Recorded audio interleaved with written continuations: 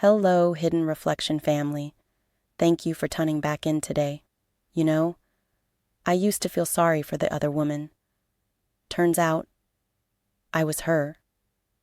After I picked up the note she dropped, I didn't know what to think. Was she trying to warn me, threaten me, or save me? Either way, I had to know more. So I called the number written at the bottom of the note. My hands were shaking, my stomach was in knots, but I needed the truth, even if it broke me. She answered after 2 rings. I wondered how long it would take you to call, she said. Her voice was soft, tired, familiar. We agreed to meet in a public place, a coffee shop, neutral territory. I wore all black like I was going to a funeral, and in a way, I was. She walked in wearing the same necklace he bought me last Valentine's Day. It felt like someone punched me in the chest. She sat down, looked me in the eyes, and said the words that flipped my whole world upside down. She said, "He told me you were his assistant." What? His assistant? 3 years of holidays, birthdays, vacations, and I was the assistant. The business trips, they weren't trips. They were family time. With her. And their daughter. He had a whole child, and I didn't even know her name. I wanted to scream, throw my coffee in her face, but I couldn't, because the rage I felt wasn't for her. It was for me. I stayed, after the second phone, after the lies, after the disappearances. I stayed. That's the part they don't tell you about healing. The hardest person to forgive isn't the one who hurt you. It's the version of you that let them. I asked her, "Why now? Why tell me all this?" And she said, "Because I saw myself in your eyes, and I wish someone had told me sooner." She gave me a photo, a family picture, him, her, their daughter, and in the background was me, laughing. The night we met at his birthday dinner. The same night he said he was alone.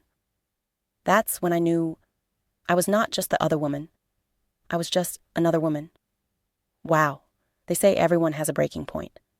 Mine came the moment I realized I was fighting to stay broken. After the meeting with her, I didn't go home. I sat in my car for hours, crying, screaming, laughing, praying, cursing.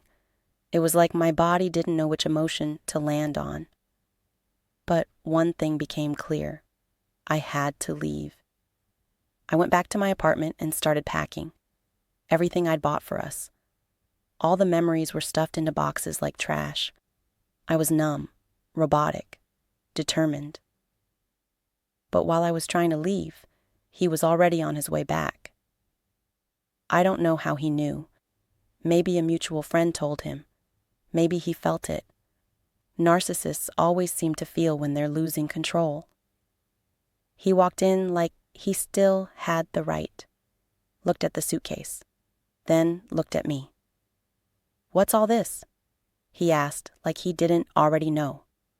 And I tried to be brave.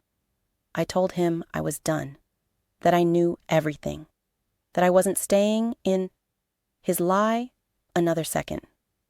He laughed. "You think you can just leave me?" he said. "After everything I've done for you?" He started pacing, throwing accusations, calling me ungrateful, dramatic, delusional.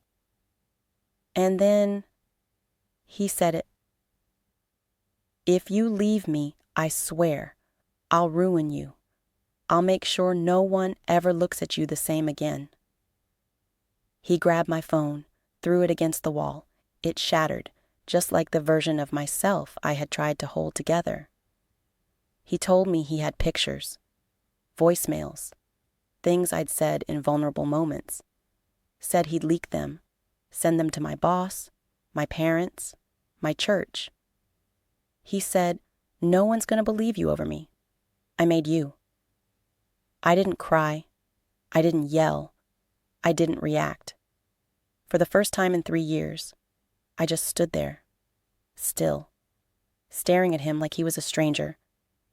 Because in that moment, I saw it clearly. This man never loved me. He just loved controlling me. And for the first time, I wasn't afraid. I was done. He left that night, slamming the door so hard my picture frame fell off the wall. The one of us at that beach trip where he was texting her the whole time. Just as I zipped up my last bag, I remembered I never gave him a key. Next time on Scars That Speak, Taylor continues her story. Taylor's story is one of many that needs to be heard, and yours matters too. If you've connected with tonight's episode, I invite you to share your thoughts in the comments down below. Whether it's your story or just a word of encouragement, your voice might be the light someone else needs tonight. Let's build a community where truth isn't hidden, it's reflected. And don't forget, subscribe. Hit that notification bell so you never miss an episode.